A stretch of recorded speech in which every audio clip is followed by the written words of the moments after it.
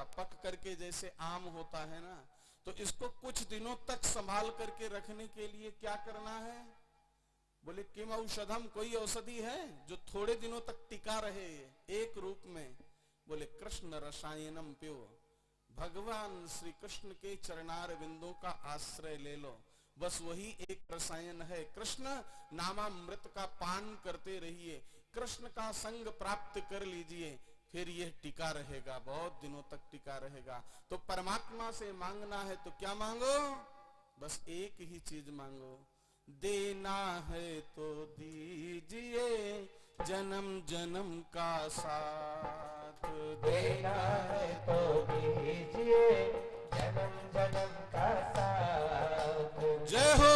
हाथ दोनों ऊपर उठा के बड़े प्रेम से गाते हुए, मेरे सिर पर रख दो भगवन, मेरे सिर पर रख दो भगवन, अपने ये दोनों हाथ।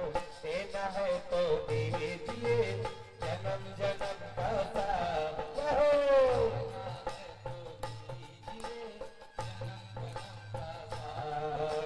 देना है तो दीजिए जन्म जन्म का साथ। देना है तो दीजिए जन्म जन्म का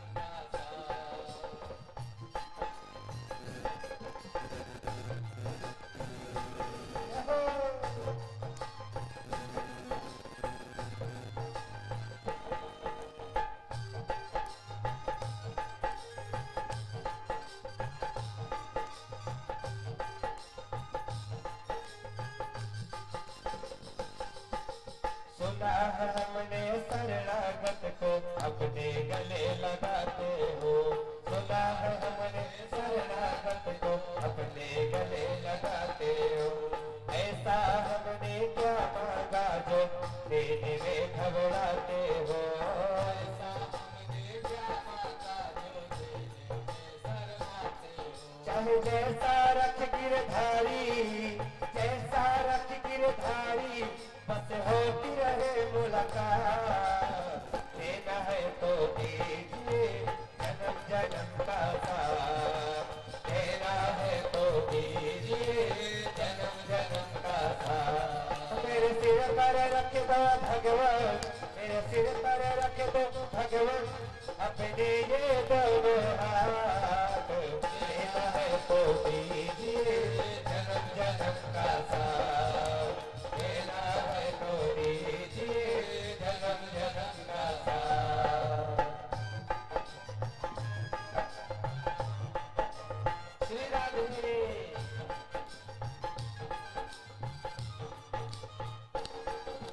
तड़प रहे हैं गम के धूप में, प्यार की छैया कर दे तू। तड़प रहे हैं गम के धूप में, प्यार की छैया कर दे तू। बिन माझी के नाव चले ना, अब पतवार पकड़ ले तू।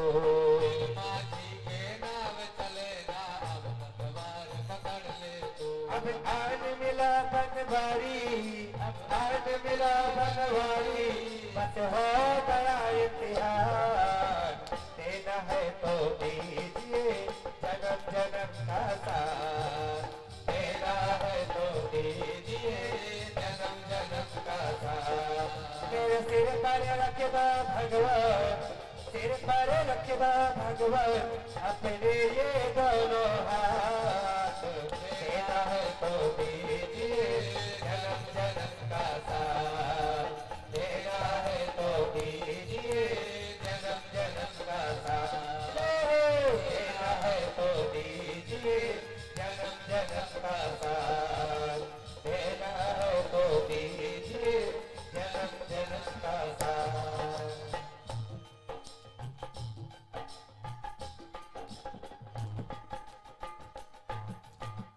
बोलिए भक्तवत्सल भगवान की। महाराज पृथु ने क्या मांगा? देना है तो जन्म जन्मांतर का साथ दीजिए। दिव्य वा भूवि वा ममास्तु भाषे, नरके वा नरकांत के प्रकामम। ये गोविंद कहीं पर भी रख लेना, धरती पे रखना, पाताल में रखना, अंबर में रखना, बैकुंठ में रखना, बस आप मेरे साथ में रहना, आपके चरणारविंद मुझे प्राप्त होते रहें, बस यही इतनी आकांक्षा है, अभिलाषा है, तमन्ना है, इच्छा है। अगर अभिलाषा पूर्ण करना है तो यही पूर्ण कर दीजिए। देवराज इंद्र बेचारे बड़े डर रहे थे, छुप रहे थे, लुक रहे थे, भयभीत थे। पृथु देख करके मुस्कुराए, बोले बंधु अब मुझसे डरने की आवश्यकता नहीं है। यज्ञो ही विष्णु, जब परमात्मा श्री हरि नारायण इस यज्ञशाला में पधार गए तो आप मेरे परम मित्र हैं, आपके कारण प्रभु का आगमन हुआ है, इसलिए मुझसे डरने की आवश्यकता नहीं है। महाराज पृथु ने अपनी प्रजा को संत सेवा की प्रेरणा देने के लिए सनक सनंदन सनातन सनत कुमार को बुलाया है और संतों का आशीष दिलाया है, प्रवचन सुनाया है, संत सेवा की महिमा का वर्णन कराया है। अपने पुत्रों को सुंदर उपदेश दे करके और अंत में पत्नी अर्ची देवी के साथ वन में विहार करते हुए, भ्रमण करते हुए, भगवत चिंतन करते हुए भगवत धाम को प्राप्त कर लेते हैं। इसी वंश परंपरा में आगे चल करके प्रचेता हुए। प्रचेताओं ने साक्षात भगवान श्रीमन्नारायण की भक्ति करने के लिए बहुत प्रयत्न किया। गए ब्रह्मा जी से पूछा कि नारायण की भक्ति कैसे मिल सकती है। ब्रह्मा जी ने कहा यह रहस्य शिव जी बता सकते हैं। शिव जी के पास जब पहुंचे, शिव जी की आराधना किया, भोले बाबा प्रकट हुए। श्रीमद् भागवत महापुराण के चतुर्थ स्कंध में सुंदर व्याख्यान है। भोले बाबा ने कहा कि नारायण की भक्ति प्राप्त करने के लिए कुछ व्यवस्थाएं हैं, उस व्यवस्था के अनुसार आपको चलना पड़ेगा। क्या व्यवस्था है महाराज? बोले स्वधर्म निष्ठा शत जन्म भी पुमान विरंचितामेति ततः परम हिमाम अव्याहतम भागवतोथ वैष्णवम पदम यथाहम विबुधा कलात्ये। नारायण के पारायण बनने के लिए सबसे पहले स्वधर्म निष्ठ होना चाहिए। स्वधर्म माने हम जिस देश जाति कुल में जन्म लिए हैं उसके धर्म का पालन करना चाहिए। हम क्या हैं? मानव हैं। मनुष्य के लिए मानव धर्म बताया गया है। वो मानव धर्म के लिए 3 बातें हमें करनी पड़ेगी, तब हम मनुष्य कहलाएंगे, मानव धर्म का पालन करने वाले बनेंगे। जब इन 3 मार्गों पर, 3 बातों पर खरे उतरेंगे तो सबसे पहले क्या है? इस संसार में जन्म लेते ही मनुष्य छोटा सा बच्चा रहता है, तभी से उसको सिखाया जाने लगता है वो शत्रु है, वो मित्र है।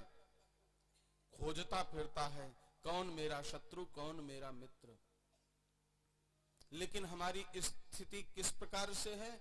उस मृग के समान है जिसके कुंडल में ही कस्तूरी है लेकिन वो पूरे जंगल में ढूंढता है।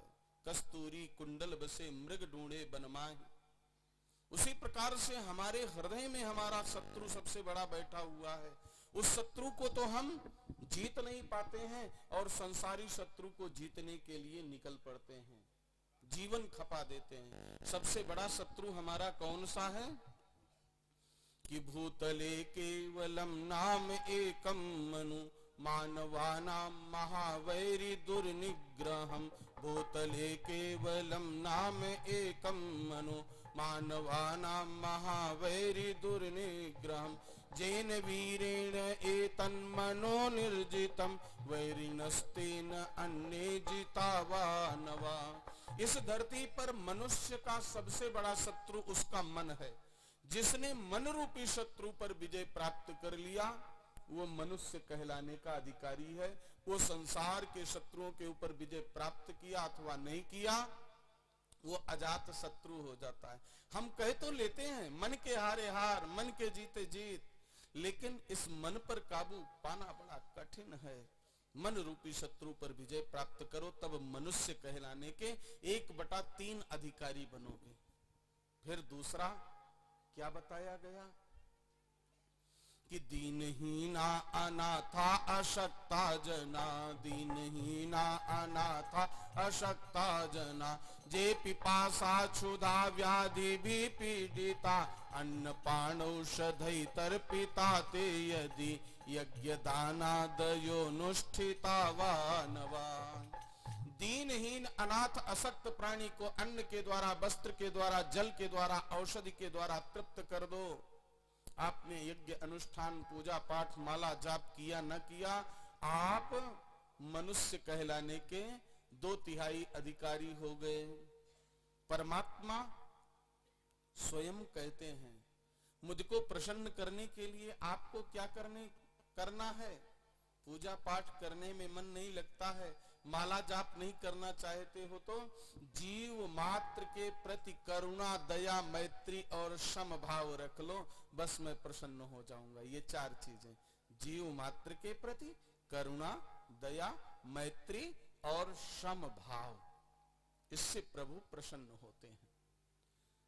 अब अंतिम कड़ी है, जब आप पूर्ण मानव कहलाने के अधिकारी बनेंगे, उसके लिए आपको क्या करना पड़ेगा? जिन माता पिता सेवया पूजितो, जिन माता पिता सेवया, तेन काशी अयोध्या गतावानवा, तेन काशी अयोध्या। जिसने माता पिता की सेवा शुश्रूषा कर लिया, उनको संतुष्ट कर लिया, उनकी कृपा प्राप्त कर लिया, वो तीर्थों में भ्रमण किया, मंदिरों में गया न गया, उसके ऊपर सारे तीर्थ अपने आप कृपा करने के लिए आ जाते हैं। सबकी कृपा उसके ऊपर होती है। भगवान भी उसके ऊपर प्रसन्न तभी होते हैं जब धरती के भगवान उसके ऊपर प्रसन्न होते हैं। धरती के प्रत्यक्ष देवता कौन है?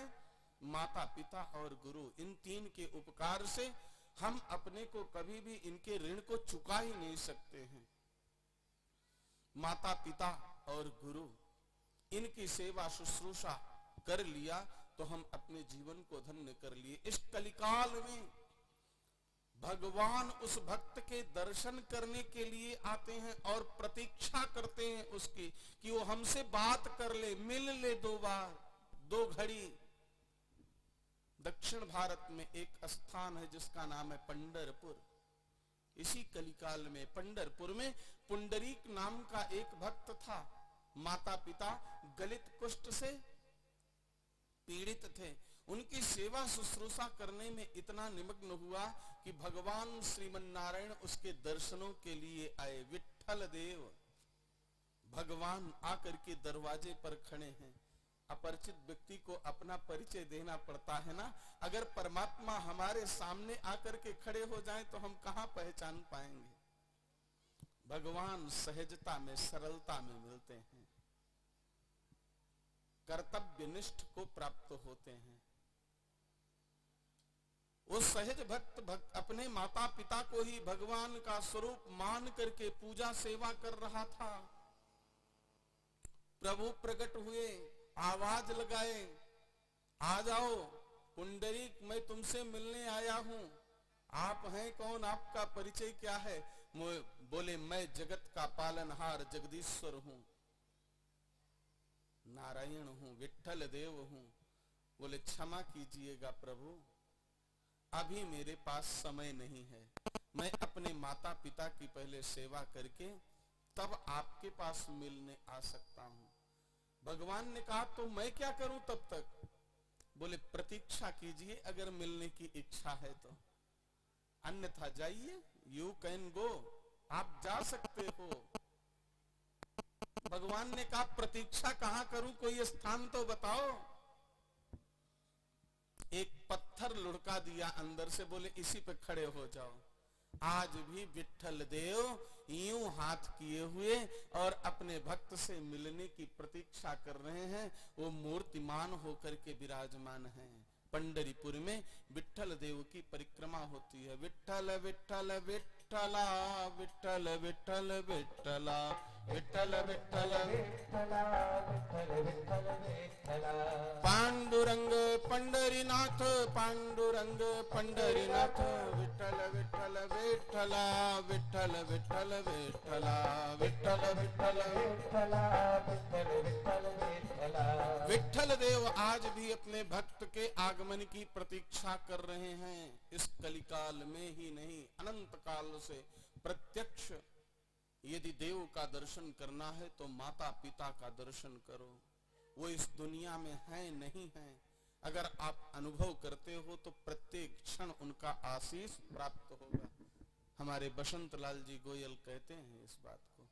मैं एक क्षण भी अपने माता पिता को भुला नहीं पाता हूँ। जब भी मेरे जीवन में कोई संकट आता है, कोई विषम परिस्थितियां आती हैं, तो महाराज जी ऐसा लगता है जैसे बगल में खड़े हैं, मेरे सिर पर हाथ रखे हैं। यही भाव है जो आज इनको इतना ऊंचा स्थान दिया है। इस मातृभूमि का प्रेम ही है जो आज इतना बड़ा सम्मान राजकीय प्राप्त हुआ आपको। भामा शाह का एक बार नहीं, दो दो बार प्राप्त हुआ, और इस मंडावरा की धरती का गौरव आपकी कर्म भूमि तक पहुंचा। पटना में आपको सम्मानित किया गया। धन होना बड़ी बात नहीं है बंधुओं, धन के साथ साथ मन होना बहुत बड़ी बात है। और जब परमात्मा मन दे दे तो उसकी कृतज्ञता ज्ञापित करना चाहिए। और यह धन मन किससे आता है? माता पिता के संस्कार से आता है। बाढ़ई पूत पिता के धर्मे, बाबा तुलसी ने कहा है। यह व्यक्ति अपने पुरुषार्थ से नहीं प्राप्त करता है, माता पिता के सद्धर्म सत्कर्म से प्राप्त होता है। ये मानव धर्म है। मानव धर्म का परिपालन यदि मनुष्य 100 जन्म तक करता है, जैसे 5 वर्ष तक एक ऑफिस में, एक दुकान में, एक विभाग में जब कोई कर्मचारी करता है तो उसका सीआर लिखा जाता है, उसका प्रमोशन होता है। यदि निष्ठा पूर्वक कार्य करता है तो इसी प्रकार से 100 जन्म तक यदि मानव धर्म का पालन करोगे तो आपकी सीआर लिखी जाएगी। और फिर मनुष्य से आप क्या बनोगे? ब्रह्मलोक में देवत्व की प्राप्ति होगी। स्वधर्म निष्ठा सत जन्म विपुमान विरंचितामेति ततः परम ही मान। वहां नियम थोड़ा अलग है। 100 जन्म के बाद आपका प्रमोशन होगा, ब्रह्मलोक को प्राप्त करोगे। और ब्रह्मा जी के श्री चरणों में यदि आपकी 100 जन्म तक निष्ठा हो गई तो फिर आपको शिवलोक की प्राप्ति होगी। और अगर 100 जन्म तक आप शिव जी के श्री चरणों में एक निष्ठ हो गए तो शिव सेवा का फल क्या होता है? बाबा तुलसी कहते हैं कि शिव सेवा कर फल सुत सोई, शिव सेवा कर फल सुत सोई, अविरल भगति राम पद होई, अविरल भगति राम पद होई। राम सिया राम बोलो, राम सिया राम, राम सिया राम बोलो, राम सिया राम, राम सिया राम बोलो, राम सिया राम, राम सिया राम बोलो, राम सिया राम। शिव चरणों में यदि 100 जन्म तक निष्ठा होगी तब आप राम जी के पारायण हो पाओगे, नारायण के पारायण हो पाओगे। ये शिव जी ने बताया है कि भगवत सन्निधि कैसे प्राप्त हो सकती है, नारायण पारायण कैसे हो सकते हो। इसी वंश परंपरा में एक राजा हुए जिनका नाम था प्राचीन वरिह। वो जीव हिंसा करके और परमात्मा को प्रसन्न करने लगे, यज्ञ करते थे, उसमें पशुओं की बलि देते थे। देवर्षि नारद पहुंचे और उन्होंने उनको पशु हिंसा से मना किया। आकाश में उड़ते हुए पक्षियों को दिखाया, ये तुम्हारी प्रतीक्षा कर रहे हैं, जब तुम मरोगे तो नोच नोच के ये भी तुमको खाएंगे। उनको पुरंजनोपाख्यान का सुंदर उपदेश बताया। पुरंजनोपाख्यान जीवात्मा और परमात्मा का संबंध क्या है। जीवात्मा का अभिन्न सगा कोई है तो परमात्मा है, वही है मित्र वास्तव में। लेकिन उस मित्र को छोड़ देता है ये जीवात्मा, अभिज्ञात नाम के सखा से दूरी बनाने पर ही संकट में पड़ जाता है। ये जीव स्त्रीत्व योनि को प्राप्त करता है, काल कन्या का वर्ण करता है, चंडवेग चढ़ाई करता है और फिर चंडवेग अपने 5 महारथियों के द्वारा हमें प्रताड़ित कर देता है और हमारा प्राणांत हो जाता है। अंतिम समय में फिर अभिज्ञात सखा मिलता है और हम अपना दुख उसको निवेदित करते हैं। ये पुरंजनोपाख्यान के द्वारा जीवात्मा परमात्मा के संबंध का सुंदर उपदेश देकर के पशु यज्ञ से उनको निवृत्त किया। इसी वंश परंपरा में आगे चल करके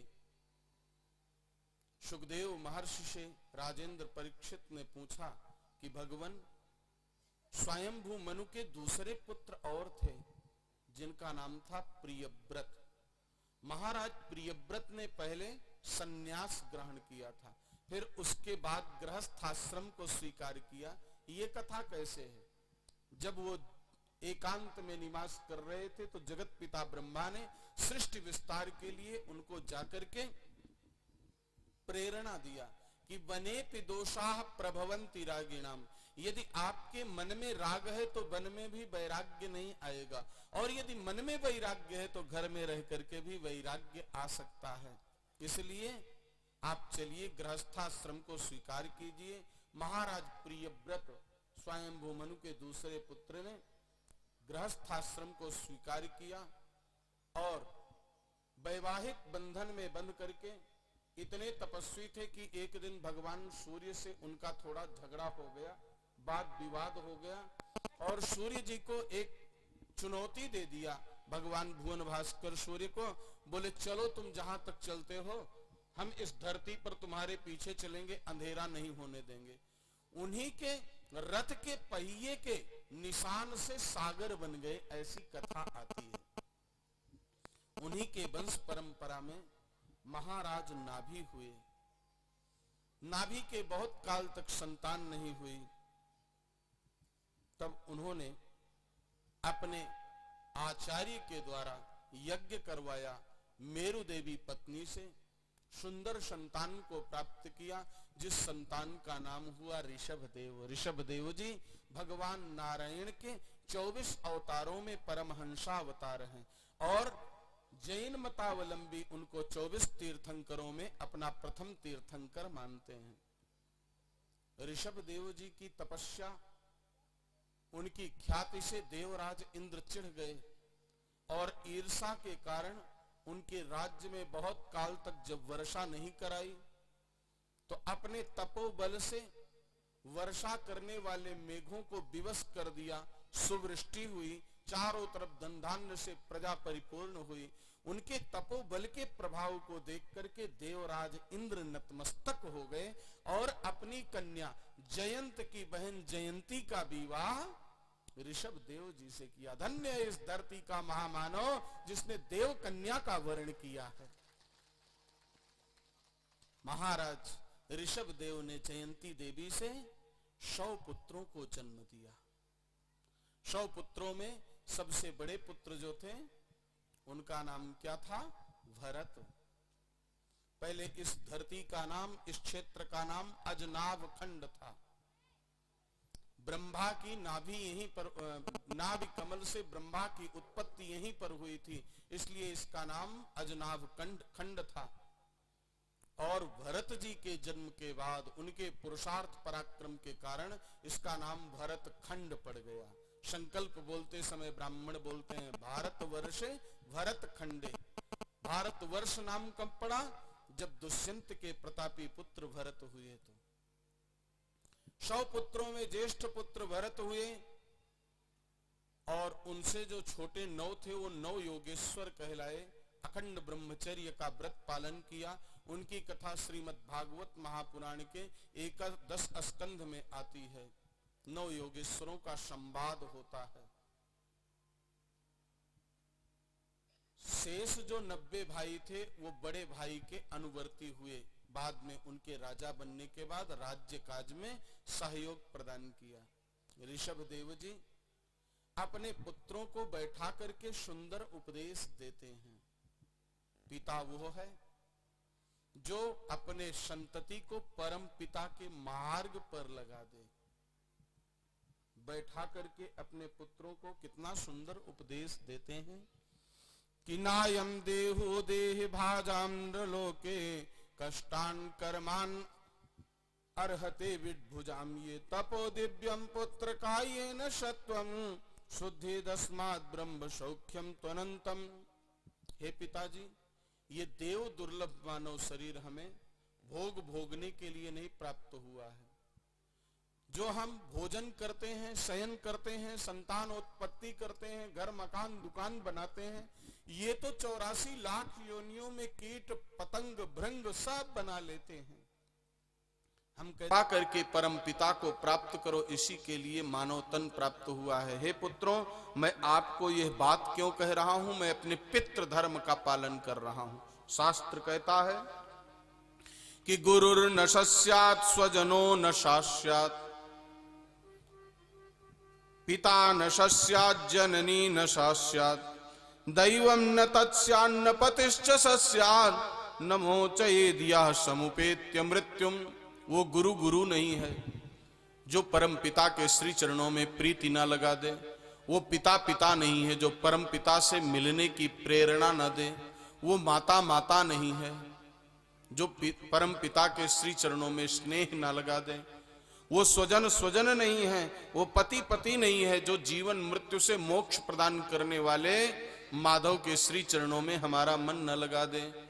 इसलिए ये देव दुर्लभ मानव शरीर को प्राप्त करके कीट भृंग पतंग पशु पक्षी जो करते हैं केवल भोजन शयन और संतानोत्पत्ति, इतने में मत पड़े रहो, कुछ भगवान का भजन कर लो, क्योंकि ये देव दुर्लभ मानव जीवन है। इसको प्राप्त करके अगर भजन नहीं किया तो यह व्यर्थ चला जाएगा। देवता भी इस मानव शरीर को प्राप्त करने के लिए तरसते रहते हैं। मेरा नाम ऋषभ देव है। मैं तुम्हें यह सुंदर उपदेश दे रहा हूं अपने पितृ धर्म का पालन करने के लिए। मानो न मानो तुम्हारी इच्छा। शास्त्र कहता है, बाबा तुलसी ने भी कहा, जाके प्रिय न राम वैदेही तजहु ताहि कोटि बैरीशम, यद्यपि परम सनेही। राम जी के श्री चरणों में जिसका अनुराग ना हो उसका त्याग कर देना चाहिए। पुत्रों, मैं तुम्हें राम जी के चरणों में अनुराग रखने की प्रेरणा अपने पितृ धर्म का परिपालन करते हुए कर रहा हूं। हे पुत्रों, ये मनुष्य जन्म अनमोल रे, इसे माटी में ना रोल रे। अब तो मिला है फिर न मिलेगा, कभी नहीं कभी नहीं कभी नहीं। मनुष्य जन्म अनमोल रे, इस माटी में ना घोल रे। अब तो मिला है फिर न मिलेगा, कभी नहीं कभी नहीं कभी नहीं। मनुष्य जन्म अनमोल रे, इस माटी में ना रोल रे। अब तो मिला है फिर न मिलेगा, कभी नहीं कभी नहीं कभी नहीं। मनुष्य जन्म अनमोल रे, इस माटी में ना घोल रे। अब तो मिला है फिर न मिलेगा, कभी नहीं कभी नहीं कभी नहीं।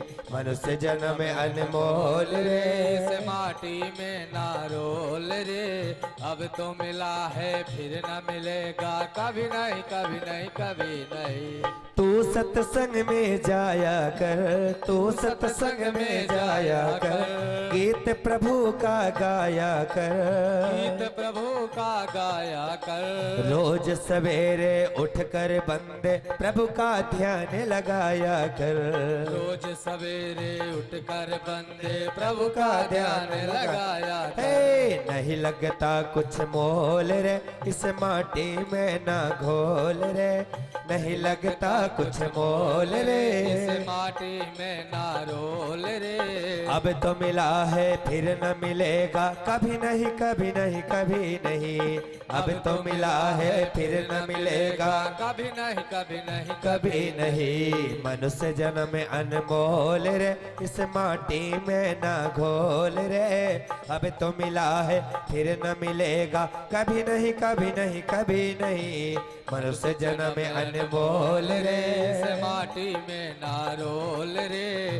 अब तो मिला है फिर न मिलेगा, कभी नहीं कभी नहीं कभी नहीं। तू बुलबुला है पानी का, तू बुलबुला है पानी का। मत कर जोर जवानी का, मत कर जोर जवानी का। नेक कमाई कर ले रे बंदे, पता नहीं जिंदगानी का। नेक कमाई कर ले बंदे, पता नहीं जिंदगानी का। मन की आंखें खोल रे, इस माटी में ना घोल रे। मन की आंखें खोल रे, इस माटी में ना घोल रे। अब तो मिला है फिर न मिलेगा, कभी नहीं कभी नहीं कभी नहीं। अब तो मिला है फिर न मिलेगा, कभी नहीं कभी नहीं कभी नहीं। वो मनुष्य जन्म अनमोल रे, इस माटी में ना घोल रे। अब तो मिला है फिर न मिलेगा, कभी नहीं कभी नहीं कभी नहीं। मनुष्य जन्म अनमोल रे, इस माटी में ना घोल रे। अब तो मिला है फिर न मिलेगा, कभी नहीं कभी नहीं कभी नहीं। मनुष्य जन्म अनमोल रे, इस माटी में ना घोल रे। अब तो मिला है फिर न मिलेगा, कभी नहीं कभी नहीं कभी नहीं। मनुष्य जन्म अनमोल रे, इस माटी में ना घोल रे। अब तो मिला है फिर न मिलेगा, कभी नहीं कभी नहीं कभी नहीं। झूठा यह संसार है, झूठा ये संसार है, क्या इसका विश्वास है? क्या इसका विश्वास है? संभल संभल कर चल नर बंदे, फूल नहीं अंगार। संभल संभल कर चल नर बंदे, फूल नहीं अंगार। हे सबसे मीठा बोल रे, इस माटी में ना घोल रे। सबसे मीठा बोल रे, इस माटी में ना घोल रे। अब तो मिला है फिर न मिलेगा, कभी नहीं कभी नहीं कभी नहीं। अब तो मिला है फिर न मिलेगा, कभी नहीं कभी नहीं कभी नहीं। बोलो राम राम राम, बोलो राम राम राम, बोलो राम राम राम, बोलो राम राम राम, बोलो राम बोलो राम राम राम, बोलो राम राम राम, बोलो राम राम, बोलो राम राम राम, बोलो राम राम राम, बोलो राम राम राम, बोलो राम राम राम, राम राम राम, बोलो राम राम राम, बोलो राम राम राम, बोलो राम राम राम। मनुष्य जन्म अनमोल रे, इस माटी में ना घोल रे। अब तो मिला है फिर न मिलेगा, कभी नहीं कभी नहीं कभी नहीं। मनुष्य जन्म अनमोल रे, इस माटी में ना घोल रे। अब तो मिला है फिर न मिलेगा, कभी नहीं कभी नहीं कभी नहीं। अब तो मिला है फिर न मिलेगा, कभी नहीं कभी नहीं कभी नहीं। अब तो मिला है फिर न मिलेगा, कभी नहीं कभी नहीं कभी नहीं। बोलिए भक्तवत्सल भगवान की जय। इतनी देर हाथ ऊपर उठाने में ही थक गए, जब मटकी लेकर के चलते हो तो कितनी देर तक तान करके रखते हो हाथ को। परमात्मा कैसे मिलेंगे? सोचिए, प्रभु को प्राप्त करने के लिए कितना तप करना पड़ता है। ऋषभ देव जी ने अपने ज्येष्ठ पुत्र भरत को राजगद्दी पर बैठा करके तप करने के लिए निकल गए। एक जगह पर साधना करने के लिए बैठ गए। कैसी साधना किया कि पूरे शरीर का कपड़ा गल करके गिर गया, पता ही नहीं चला। स्त्री पुरुष का भान समाप्त हो गया। वो दिगंबर हो गए। दिगंबर हो करके इस भूमंडल पर सब जगह पर सर्वत्र भ्रमण करते हुए देह इमाम जगत अभिमान भाषेन संक्रममाणः कोंकट वेंकट कुंकटांगद दक्षिण कर्नाटक देशान यदृक्षयोपयोगतः कुटकाचलोपवन अश्याकृतस्वामल उन्ममाद इव। संपूर्ण भूमंडल का भ्रमण करते हुए वेंकटाचल पर्वत पर पहुंच गए, जहां पर कलयुग के प्रत्यक्ष देवता विराजमान हैं। हर एक युग के देवता हुए हैं बंधुओं, हर एक युग के देवता हुए हैं। सतयुग के देवता कौन थे? भगवान नारायण के स्वयंभू विग्रह मूर्तिमान जो हैं वो कौन हैं? सतयुग के थे वरदराज भगवान, जिनका लोग नाम भी आज नहीं जानते हैं, लेकिन राजस्थान की धरती में उनका एक मंदिर है। राजस्थान की राजधानी को जब जयपुर को अजय मेरु पर्वत श्रृंखला के नीचे बसाया था राजा ने, तो सबसे पहले वास्तु शुद्धि के लिए यहां पर वरदराज भगवान को स्थापित किया। आज भी जहां हाथी खाना बोला जाता है उसके पास में वरदराज डूंगरी है और वहां वरदराज भगवान की मूर्ति है। त्रेता युग के भगवान कौन थे? उनको तो हर सत्यनारायण की कथा में, पूर्णिमा की कथा में हम पढ़ते हैं, लेकिन जानना बड़ा कठिन है। कौन थे? त्रेता के भगवान रंगनाथ थे। उल्कामुख नाम के राजा महाराज दशरथ हुए, रंगनाथ भगवान की पूजा करके वैकुंठ को प्राप्त किए। जल्दी से सत्यनारायण की कथा पूर्ण कर लेते हैं कहते हुए रंगनाथ भगवान थे। और द्वापर के भगवान कौन थे? जगन्नाथ भगवान। जगन्नाथ के भात को जगत पसारे हाथ। और कलयुग के भगवान कौन है? कलयुगेश वेंकटेश हैं। वेंकट, वेंग कहते हैं पाप को, और कट माने जिनका स्मरण करते ही नष्ट हो जाता है। पाप को नष्ट करने का सामर्थ्य जिसके अंदर है उनको वेंकट कहते हैं। वेंकटरमणा गोविंदा, श्रीनिवासा गोविंदा। वेंकटेश भगवान कलयुग के हैं। मनुष्य को 4 चीजें चाहिए, धर्म, अर्थ, काम और मोक्ष। इस पुरुषार्थ चतुष्टय को प्राप्त करने की प्रेरणा देने के लिए परमात्मा पुरुषार्थ चतुष्टय मूर्तिमान होकर के ग्रहण करते हैं, प्राप्त करते हैं। हम लोग क्या कहते हैं? भूखे भजन न होए गोपाला, ले लो आपन कंठी माला। सबसे पहले क्या चाहिए? भोजन चाहिए। तो भगवान खाते हैं। कहां खाते हैं? बैठ के जगन्नाथपुरी में खाते हैं। जगन्नाथपुरी में भगवान भोजन करते हैं। रसोई का दर्शन करने के लिए 10 अथवा 15 रुपए का अब टिकट हो गया है।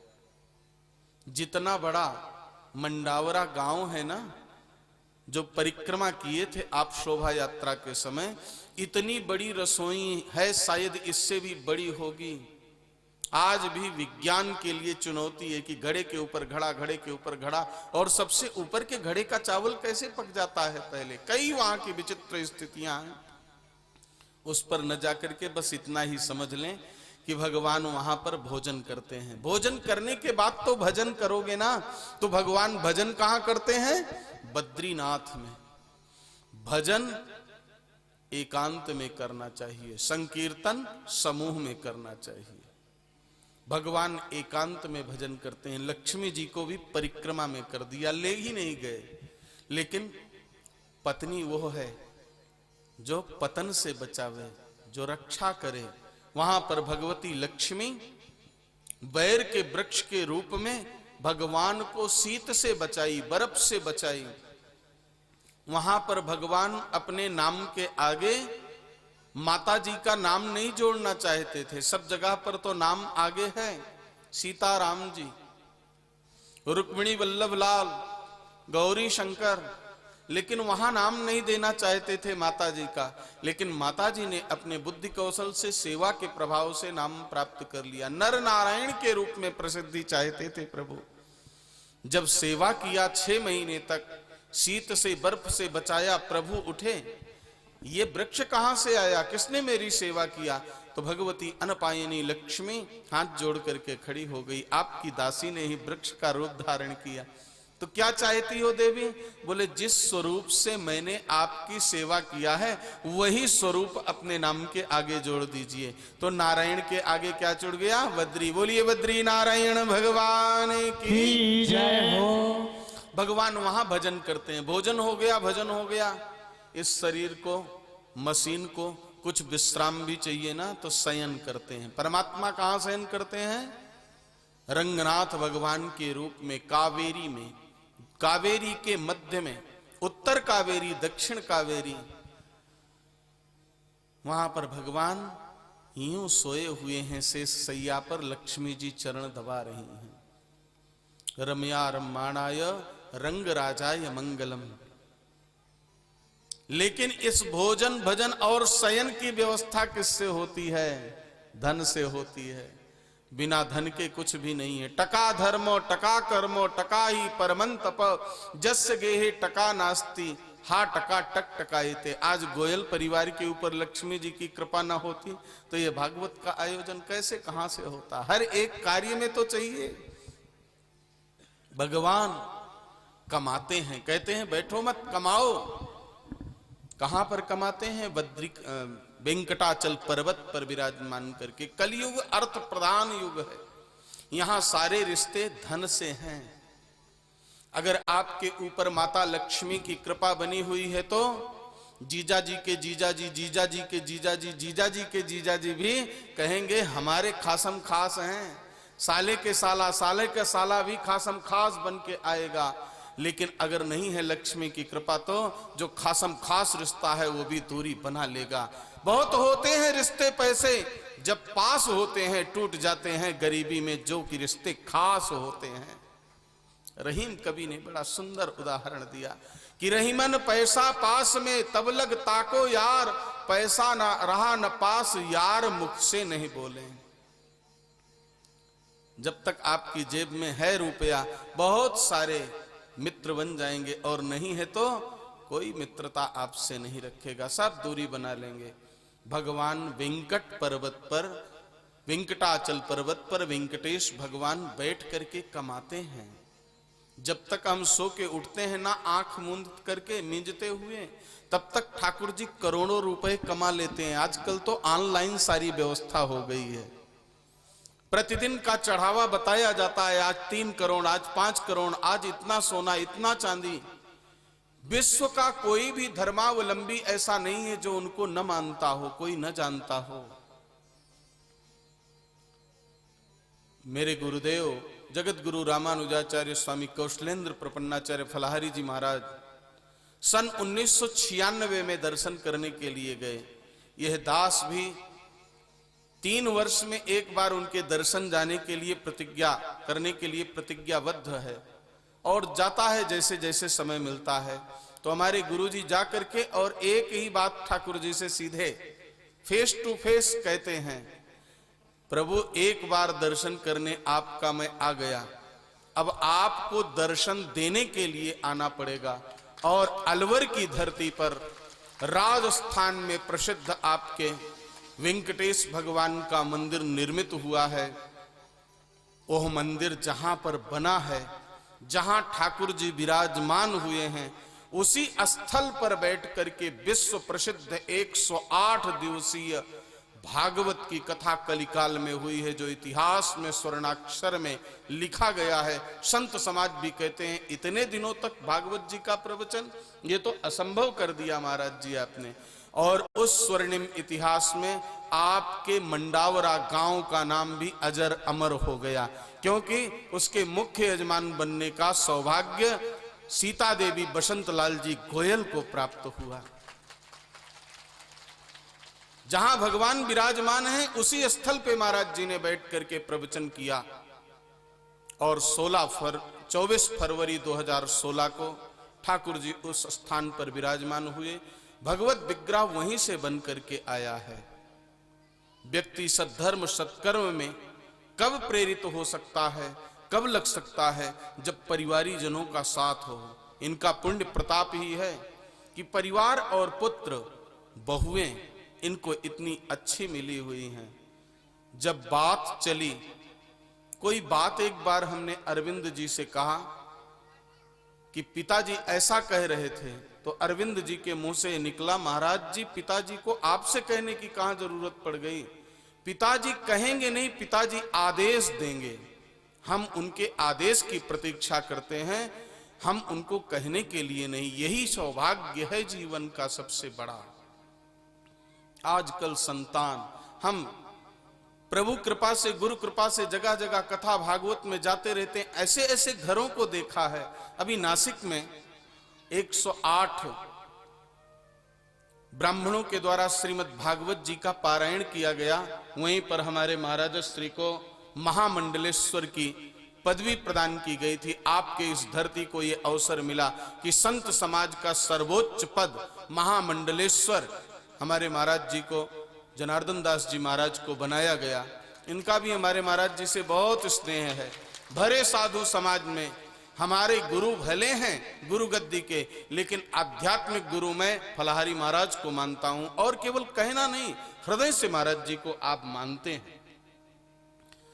तो उस नासिक में एक खंडेलवाल परिवार अलवर से बेचारे मास्टर पद से रिटायर्ड हुए, जब देखा कि 108 भागवत की चर्चा चल रही है तो बोल करके चले गए कि महाराज जी 11,000 की छोटी सी सेवा है, मुझे भी अवसर दे दीजिए, अपने पितरों के निमित्त में एक भागवत की कथा करवा दूं। घर पहुंचते ही श्रीमती और बेटे लड़ने झगड़ने लगे, बोले ये देखो जहर की पुड़िया, अगर तुम 11,000 आश्रम में दे आए तो खा के सब मर जाएंगे। लाखों रुपए कमा करके जिस व्यक्ति ने रिटायरमेंट का दिया है, उसके बस में इतना नहीं है कि वो 11,000 रुपए धर्म कर्म में लगा दे। वो जीव सौभाग्यशाली है जिसकी संतानें ये कहें वो पिताजी की कमाई है, वो तो अपनी लगावें, और अगर हमें सौभाग्य मिले वो 2 रुपए हमारा भी उस सद्धर्म सत्कर्म में लगा लें तो हम सौभाग्यशाली हैं। ये पूर्वजों के और अपने पुण्य कर्म के प्रभाव से ही ऐसा अवसर मिलता है। बिना धन के कुछ नहीं होता, तो भगवान वेंकटाचल पर्वत पर बैठ करके कमाते हैं। वहां ठाकुर जी का दर्शन भी बिना पैसा के नहीं है, और अगर होगा तो बहुत लंबी कतार में चलना पड़ेगा। उसका नाम क्या है? सुदर्शन। 18 घंटे 20 घंटे लॉकअप में बंद होने के बाद तब दर्शन मिलेगा। लेकिन आप सोचो कि पैसे से ही मिल जाए तब भी संभव नहीं है।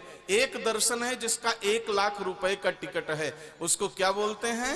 उदयस्तमान सेवा। जिस सेवा को हमारे गुरुदेव ने अलवर में 11,000 रुपए रखा है, संपूर्ण दिन की सेवा को उदयस्तमान सेवा बोलते हैं। वहां पर बाकायदे नाम लिखा जाता है पेंट से कि आज उदयस्तमान सेवा इस परिवार के द्वारा है। आप सोचो कि 1 लाख रुपए लेकर के जाऊं और तिरुपति बालाजी में वेंकटेश भगवान के कल दर्शन हो जाएं तो भूल मत करना। कितनी प्रतीक्षा करना पड़ेगा जानते हो? 2022 तक बुकिंग है, उसके बाद आपका नंबर आएगा। प्रभु की अद्भुत लीला है। अभी एक भक्त ने 300 करोड़ रुपए का स्वर्ण रथ समर्पित किया, कहीं नामो निशान नहीं कि कौन देकर के गया। यदि कुछ ना मिले इन देव शक्तियों से तो कौन देने वाला है? लोगों ने शेयर बांध रखा है अपना और देते हैं। इस कलिकाल में भगवान प्रत्यक्ष वेंकटेश हैं। वेंकटाद्रि समम स्थानम ब्रह्मांडे नास्ति किंचन, वेंकटेश समो देवो न भूतो न भविष्यति। वेंकटाचल पर्वत के समान कोई स्थान नहीं है, वेंकटेश भगवान के समान कोई देवता नहीं है। एक बार अभी जब ठाकुर जी का श्री विग्रह लेने के लिए हम गए मई के महीने में, मई 2015 में, तो पूज्य गुरुदेव का संपर्क हुआ श्री श्री त्रिदंडी चिन्ह श्रीमन्नारायण रामानुज जीयर स्वामी जी महाराज के आश्रम में, वहां के चेयरमैन से। और महाराज जी ने नंबर ले आके दिया, बोले आपको दर्शन करने जाना है, इस बार वीआईपी दर्शन करना। हम भी बड़े प्रसन्न हुए। वहां लाइन में लगना पड़ता है। वैसे ठाकुर जी बार जब भी दर्शन करने जाता था अपना अनुग्रह करते थे, लेकिन उस बार मेरे अंदर भी थोड़ा सा आया कि इस बार तो मुझे वीआईपी ट्रीटमेंट मिलेगा, बड़ी अच्छी व्यवस्था होगी। मैं हैदराबाद तक पहुंचा ट्रेन के मार्ग से, और हैदराबाद से ही संकट आने प्रारंभ हो गए। कोई साधन नहीं मिला, हमको टैक्सी नहीं मिली, बड़े दुखी हो गए, रोना आ गया। तो कोई चार्टर प्लेन जा रहा था जिसमें 3 सीटें खाली थी, हम 3 लोग थे, उसमें बैठ के चले गए। वहां पर जैसे ही टैक्सी से प्लेन से नीचे उतरे, टैक्सी पर बैठ करके चलने लगे, मोबाइल नंबर मिलाने लगे तो जैमर लग गया, वहां पर नंबर ही नहीं उठ रहा है चेयरमैन साहब का। जैसे तैसे आश्रम में पहुंचे तो जिस आश्रम में हमारी व्यवस्था के लिए पूर्व से सारी सूचना है, वो मैनेजर हमें पहचानना स्वीकार नहीं किया, मना कर दिया बिल्कुल से ठहरने के लिए। जैसे तैसे फिर उसको याद आया, ठहरे।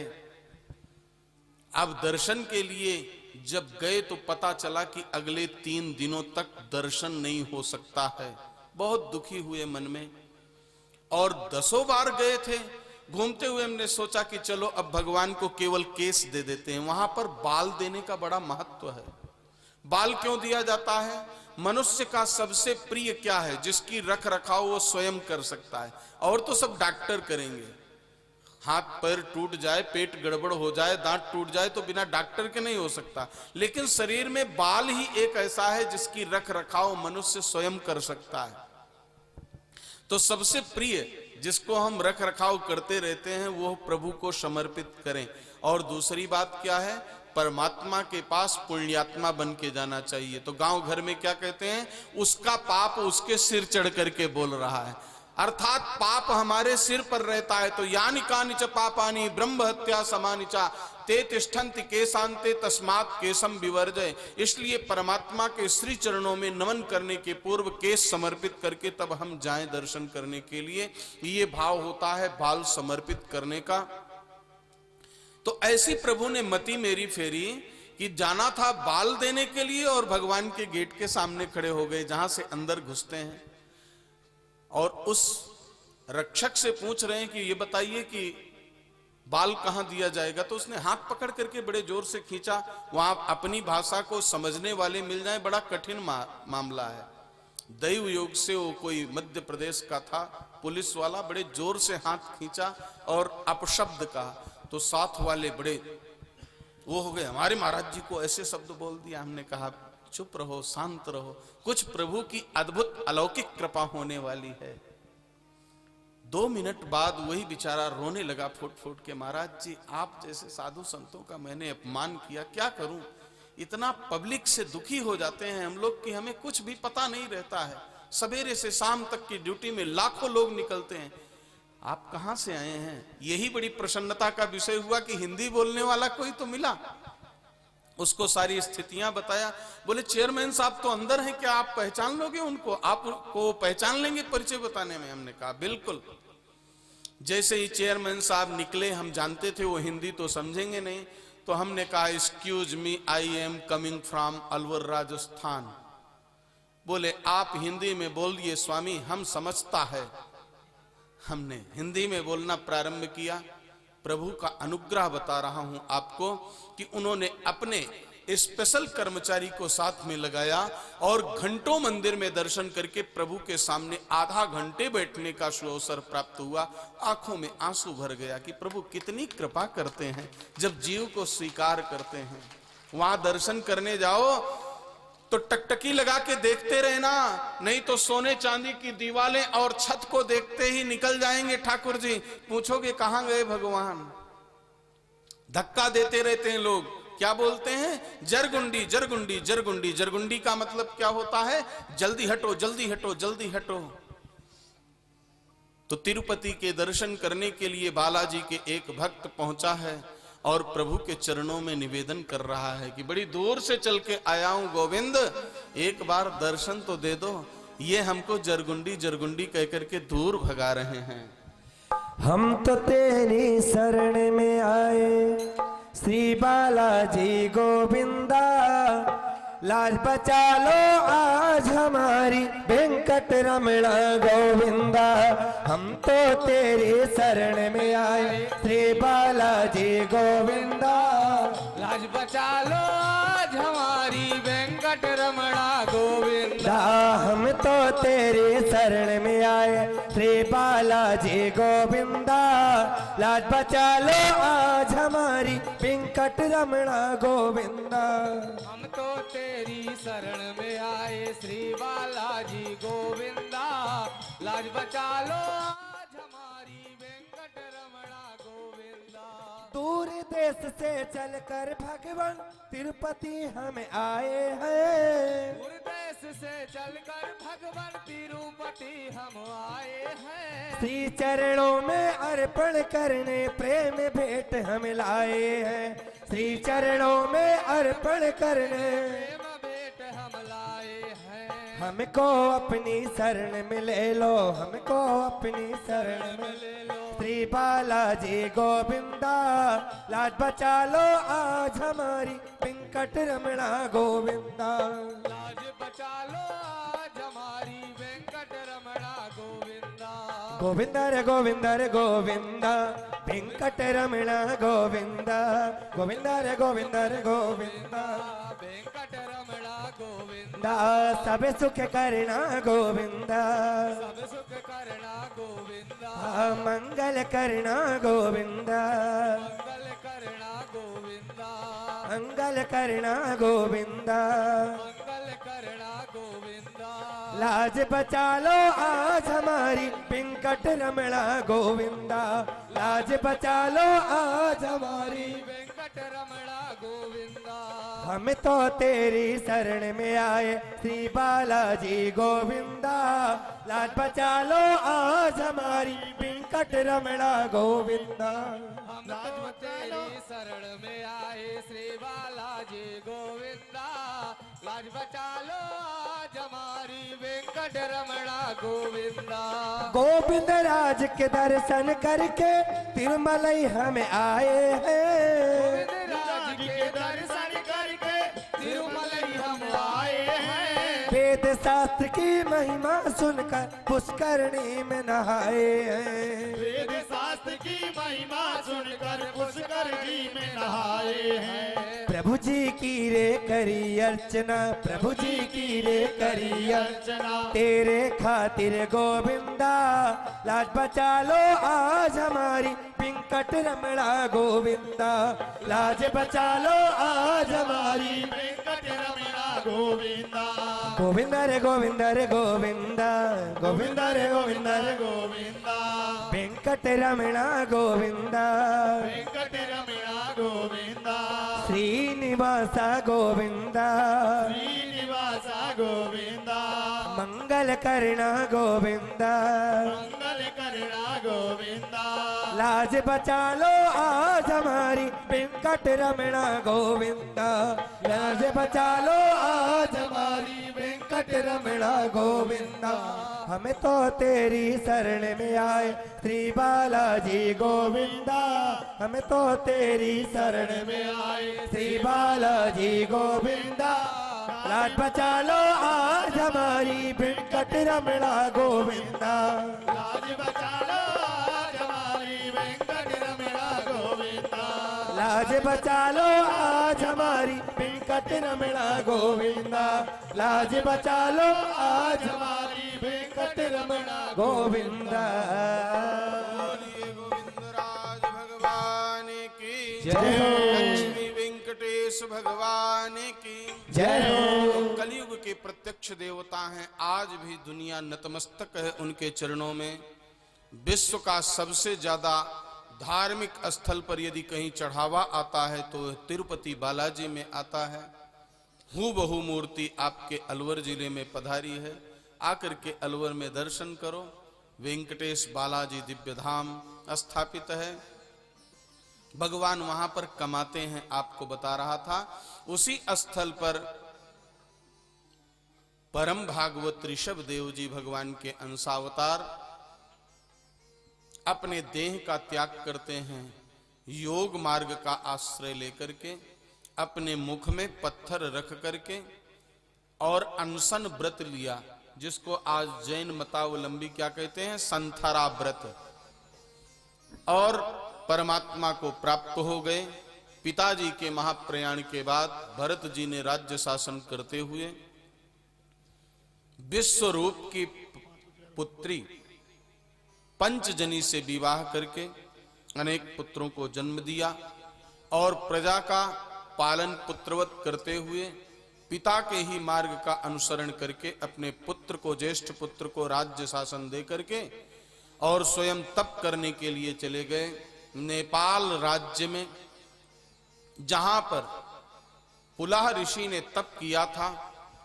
गंडकी नदी जहां प्रभावित है, एक सती नारी के सतीत्व के प्रभाव से सर्वेश्वर भगवान शिला रूप में, शालिग्राम रूप में जहां पाए जाते हैं, उस शालिग्राम क्षेत्र में तप प्रारंभ किया। तुलसी जस भवितव्यता तैसे मिले सहाय, आप न आवे ताहि पर ताहि तहां ले जाए। एक दिन दैव योग से राजा भरत, अब राज ऋषि भरत कहला रहे हैं, राजर्षि भरत प्रातःकाल अपनी कुटिया से निकल करके और उस गंडकी नदी में स्नान करने के लिए गए। भगवान सूर्य को अर्घ दे रहे थे। उसी समय प्यासी हुई एक मृगी हिरणी जल पीने के लिए आई, जो सद्या प्रसूता गर्भिणी थी, प्रसव होने वाला था, जल पी रही थी। और ऊंचे पर्वत शिखर से सिंह ने दहाड़ किया, प्राणों को संकट में समझ करके छलांग लगाई। उसका छोटा शिशु योनि द्वार से उस जल में गिर करके डूबने उतराने लगा। दया धर्म को मूल है। दया क्या है? धर्म का मूल है। इसलिए जब तक घट में प्राण है दया नहीं छोड़ना चाहिए। दया बस राजर्षि भरत उस मृग छौने को उठा ले आए। बड़का दूध, कोमल कोमल पत्तियां घासों की तोड़ करके उसको खिलाने लगे। दया करना ये तो मानवीय धर्म था, लेकिन उसमें मोह करना ये बात गलत हो गई। मोह शकल व्याधिन कर मूला। मोह बस राजा भरत जी जो थे, अब प्रभु की भक्ति तो भूल गए। उठते बैठते सोते जागते बस केवल वो मृग दिखाई पड़ता। जब माला लेकर के जब करने बैठते तो छोटी छोटी सींगों से कुदेरता और माला को किनारे लग करके उसको लाड प्यार करने लगे। आए थे हरिभजन को औटन लगे कपास। भक्ति छूट गई। हर एक को अपना संग अच्छा लगता है। यहां पर हम सब मनुष्य बैठे हैं ना, शांति से बैठे हैं। अगर अभी एक बिंजार आ जाए तो अफरा तफरी मच जाएगी ना। एक कुत्ता ही अगर प्रविष्ट हो जाए तो हालत खराब हो जाएगी। उसको जब तक भगा नहीं लेंगे शांति नहीं मिलेगी। तो हर एक को अपने सजातीय संघ में आनंद आता है। एक दिन उस मृग छौने को मृगों का समूह मिल गया, उनके साथ वो चला गया। महाराज राजर्षि भरत जो थे वो उस मृग के चिंतन में प्रमत्त पागल उन्मत्त हो गए। हाय मृग हाय मृग हाय मृग करने लगे। अरे वो मेरा मृग कहां गया? वो छोटा सा बच्चा, उसको कोई हिंसक प्राणी खा गया होगा। यही चिंतन करते करते प्राणों को त्याग दिया। गीता में भगवान ने क्या कहा? अंतिम समय में जो जिसका चिंतन करता है वो उसी योनि को प्राप्त करता है। अंत काले च मामेव स्मरन मुक्त्वा कलेवरम सा प्रयाति समद्भावम नास्त्यत्र न संशया। अंतिम समय में यदि प्रभु को याद करोगे तो प्रभु को प्राप्त करोगे। राजा भरत जो राजर्षि पद को प्राप्त किए थे, वो ऋषि भरत आज मृग का चिंतन करते करते प्राणों का उत्सर्ग किया, इसलिए मृग योनि को प्राप्त किए। और आज के मनुष्य किसका चिंतन करते हैं अंतिम समय में? घर पे क्या पालते हैं, उसको क्या बोलते हैं? छोटा सा रहता है डॉगी। और उसके ऊपर कितना स्नेह है इस मनुष्य का। माता पिता के लिए रिक्शे का पैसा नहीं है चलने के लिए, देने में बड़ा कष्ट होता है। और डॉगी को देखो तो सही, उसको BMW कार मिली हुई है।